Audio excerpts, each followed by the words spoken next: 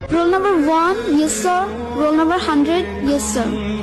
অতঃপর শেষবারের মতো বন্ধ হলো হাজিরা খাতাটা। খাতাটা পড়ে থাকবে হয়তো স্কুলের কোনো এক কোণে, কিন্তু ধুলো জমা ওই পাতাগুলোতেই জমে থাকবে 5টি বছরের মায়াজালে আবদ্ধ কিছু মানুষের নাম, কিছু মুহূর্ত আর জীবনের উষ্ণতম স্মৃতিগুলো। কোনো একদিন এভাবেই শেষ হয়ে যাবে আমাদের স্কুল জীবন।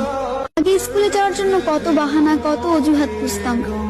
ক্লাস 8-9 ওঠার পরে এমনটা ভাবতে লাগলাম, এই ভালো সময়টা যেন কখনো না ফুরায়। স্কুল থেকে যখন একসাথে বাসায় ফিরতাম, শেষ হয়ে যেত রাস্তা, কিন্তু ফুরতো না আমাদের কথা।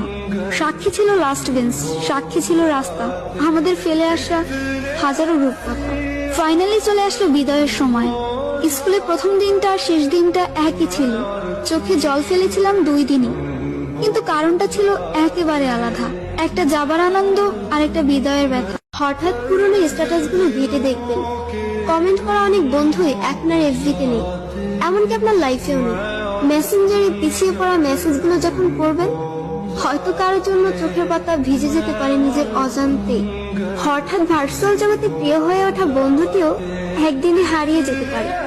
একদিন মেসেজ না দিলে রেগে যাওয়া মানুষটিও মাসের পর মাস মেসেজের রিপ্লাই দেওয়ার মতো সময় পাবে না। ব্যস্ততার কাছে আমরা সবাই পরাজিত, তবুও দিন শেষে রাতের আধারে